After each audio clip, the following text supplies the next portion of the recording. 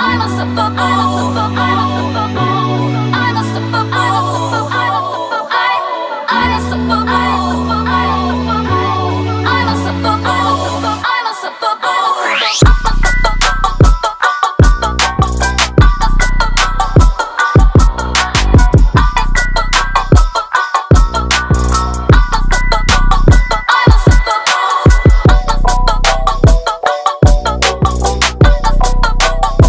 How you doing, Pretty Red? Looking good. You're looking good.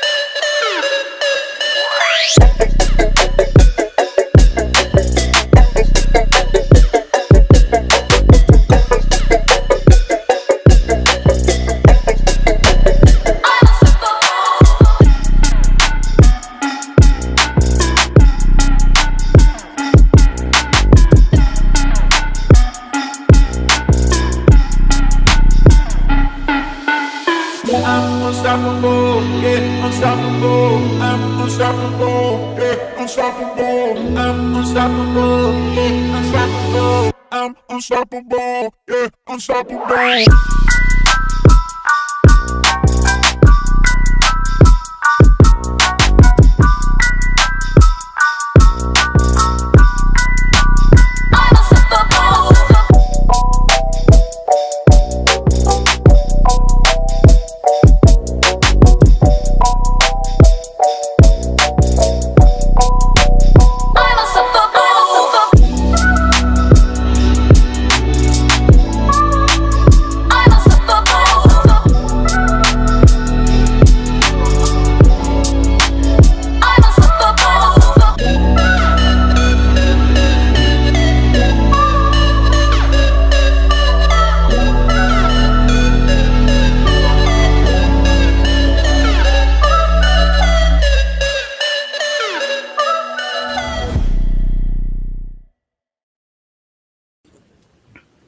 Now what, guys? All right, now what? I have 10 tips that I came up with. And then after I read my little 10 tips, Sherry and Nikki, if y'all have any other tips, you can chime in with it.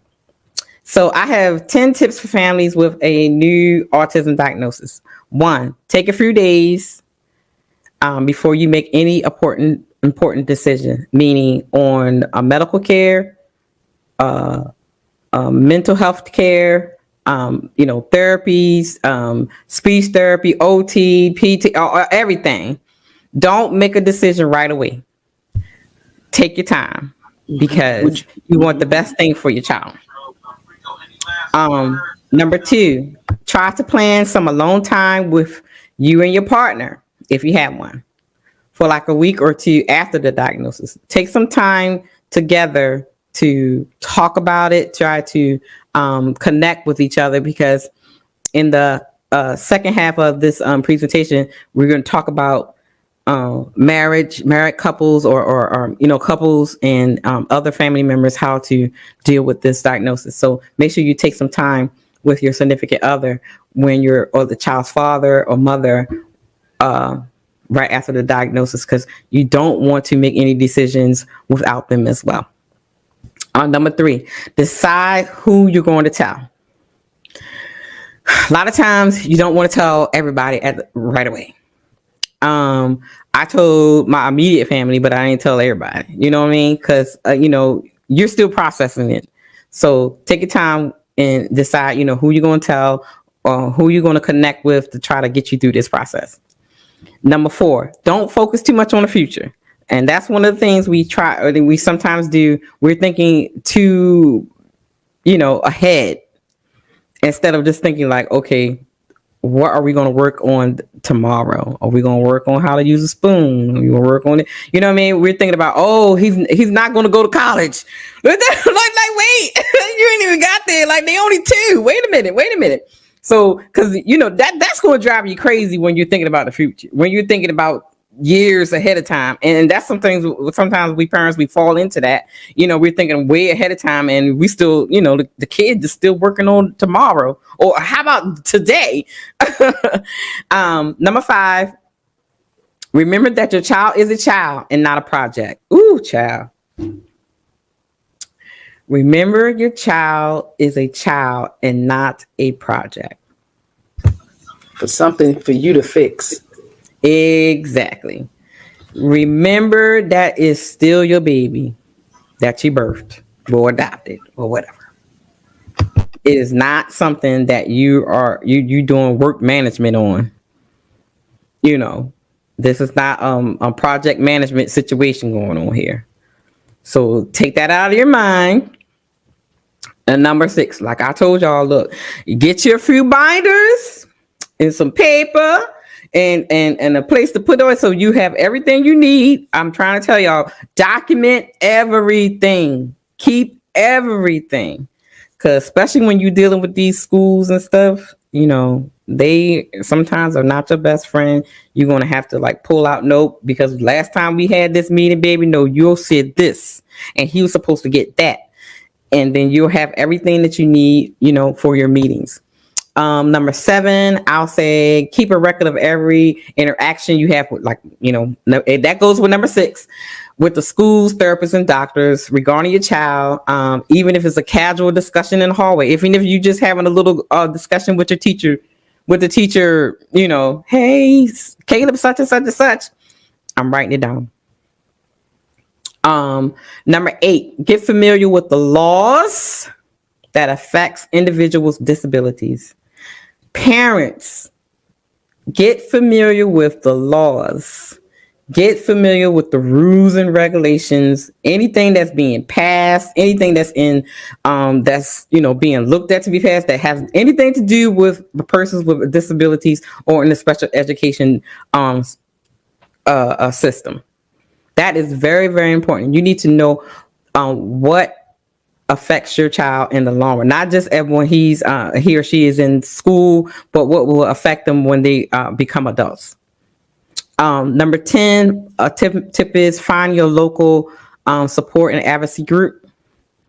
And number 10, I would say meet with a financial planner or have a plan in place or working on the plan in place, depending on what age you are, for your child, because they do grow up. They do become adults.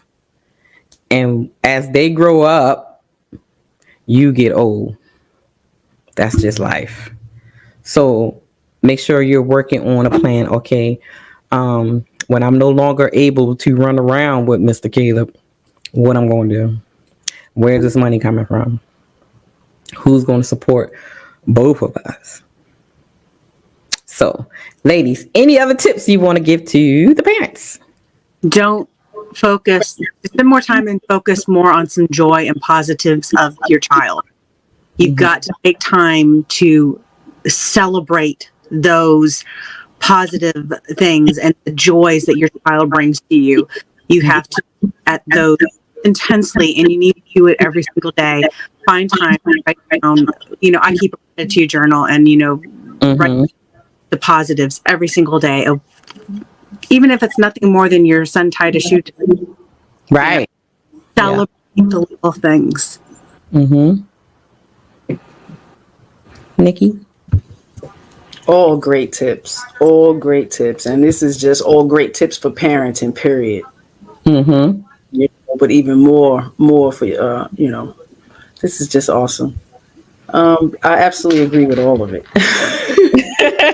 It's an awesome plan. Like, and I wish, you know, a lot of people had access to this information. So it's definitely something I'm going to share whenever I have the opportunity to have people reach out to you, because I'm out in the park a lot, you know, with a lot of children. And, you know, some things I can see Yeah. that others may not be able to see. Yeah. You know, and just to conversate with the parent for a little bit, I can see that they're not even fully aware at all. They just have so many other children to focus on, and you know, they're going to grow out of the speech thing or whatever the case may be. But you know, to get them comfortable enough to talk about it, and let's talk about praise. So that part of it, I'm absolutely for. Positive affirmation, praise, and smiles, kindness.